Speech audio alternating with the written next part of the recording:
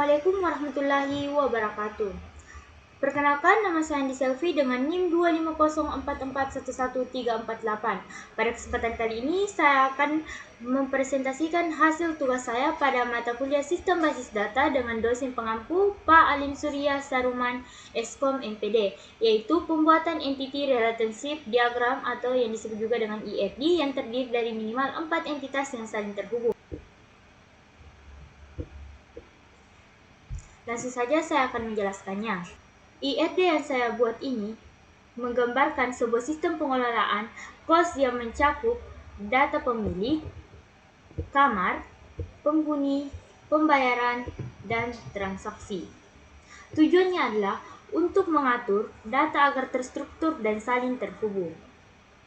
Sebelum lebih lanjut, membahasnya yang paling dasar yang harus kita ketahui bahwa dalam sistem IRD ini memiliki arti tersendiri sesuai dengan bentuknya.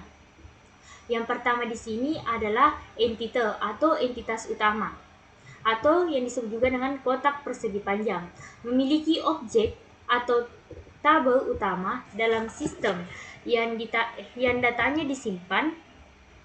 Contoh, pemilik, kamar, penghuni, pembayaran, dan transaksi. Nah, yang kedua ada yang disebut dengan atribut, bentuk oval, memiliki kolom atau data detail yang menjelaskan sebuah entitas.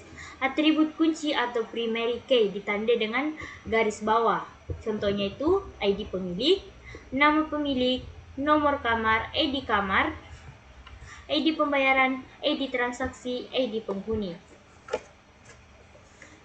Yang ketiga ada relasi, belah ketupat, menjelaskan bagaimana entitas-entitas saling terhubung dan berinteraksi. Contoh, memiliki, menempati, memiliki, dicatat. Keempat, ada yang disebut dengan kardinalitas, angka dengan huruf. Angka dengan huruf yaitu contohnya itu one to many, money to money, one to money, money to one. Contoh, satu pemilik bisa punya banyak kamar. Yang kelima, ada yang disebut dengan garis penghubung, menunjukkan koneksi antara atribut dan entitas. Atribut dan entitas.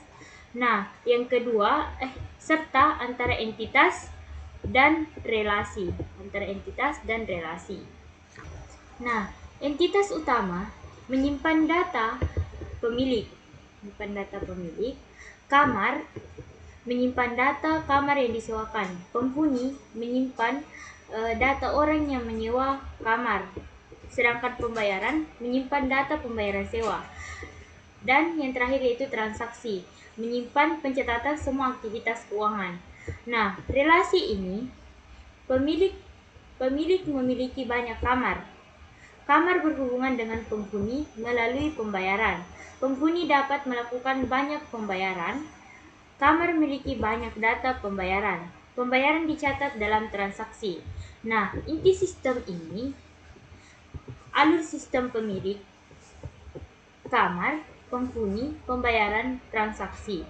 Semua data yang saling terhubung sehingga memudahkan pengelolaan dan pencatatan keuangan kos atau kontrakan.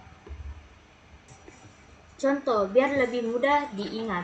Pemilik kamar, one to many, artinya pemilik bisa punya banyak kamar, tapi satu kamar hanya punya satu pemilik.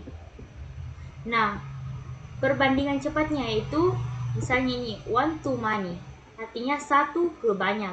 Sedangkan ini many to many, artinya banyak ke banyak. Baik, itulah tadi yang dapat saya sampaikan IFD sistem pengelolaan kos atau kontrakan. Sekian dari saya, kurang dan lebihnya mohon dimaafkan. Wabillahi taufiq. Wassalamualaikum warahmatullahi wabarakatuh.